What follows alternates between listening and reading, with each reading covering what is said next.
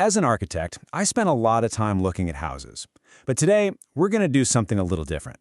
We are going to put down the blueprints, look right past the drywall, the square footage, and the standard floor plans, and we're going to examine the actual emotional foundation of the spaces we live in. So, let's dive right into this architectural mystery. Have you ever walked into one of those massive, ultra-expensive mega mansions, and it just feels totally cold? Like literally empty? We see this phenomenon all the time, and today we're uncovering exactly why building homes strictly to impress society or chase status usually ends up leaving families feeling stressed, emotionally distant, and completely disconnected in the very environments meant to shelter them. Section 1. The Modern Status Trap. Building for society, not ourselves.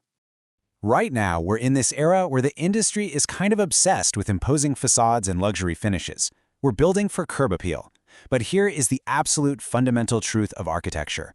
A house is way more than just concrete and walls. The spaces we construct actively shape our emotions, the layout dictates our mental health, and the physical environment guides our daily behavior. It's like an invisible mold for your life. Which brings us to Section 2, the science of space, how design dictates emotion. Let's break down the actual science here, because it's fascinating. Physical structure creates your emotional reality.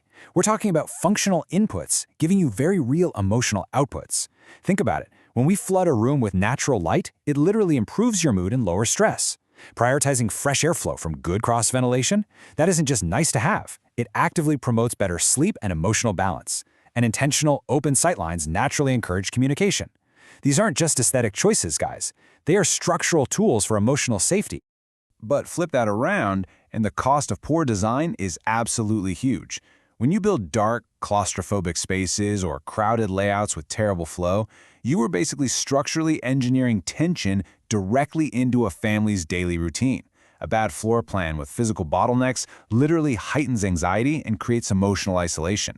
A house shouldn't just look pretty for an Instagram post. Its primary job is to make its inhabitants feel at peace. Let's move on to Section 3, Wisdom of Traditional Design, Lessons from Our Ancestors. If we look back, traditional architecture was an absolute masterclass in this kind of emotional design. Our ancestors intuitively totally nailed it. They used these brilliant architectural features, things like central open courtyards that essentially forced your paths to cross with your family. They relied on cross-ventilation, integrated gorgeous gardens, and built very clear dedicated gathering spots. They literally drafted a strong connection to nature and community right into the foundation of the home. And the contrast with today is just wild. You look at modern homes, and sure, they are physically massively bigger, but emotionally, they've shrunk. Everyone just retreats into their own separate compartmentalized rooms to stare at their phones, surrounded by all this superficial luxury. We've basically traded the brilliant, life-giving features of traditional homes, like centralized gathering spaces that naturally foster real conversation and connection, for these giant, disconnected boxes. Let's look at Section 4, the true cost of luxury, financial stress versus peace.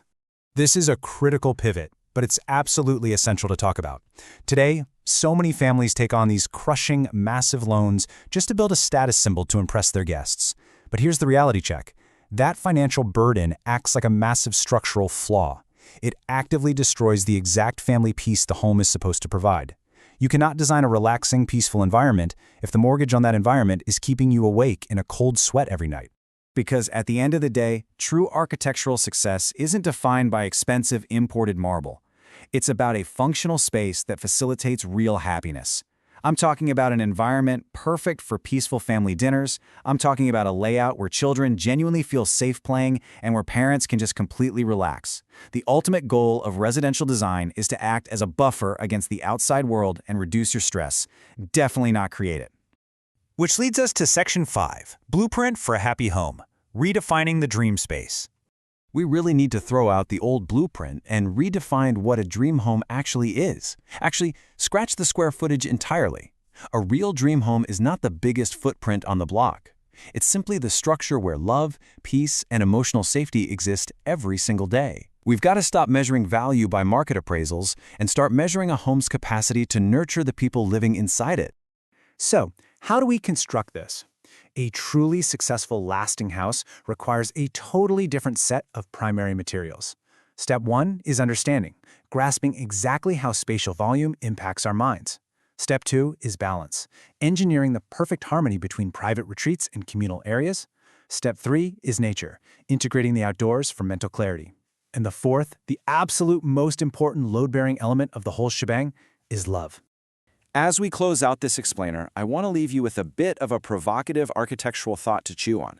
When it's all said and done, at the very end of life, are they going to remember the incredibly expensive custom tiles, or are they going to remember the laughter echoing down the hallway?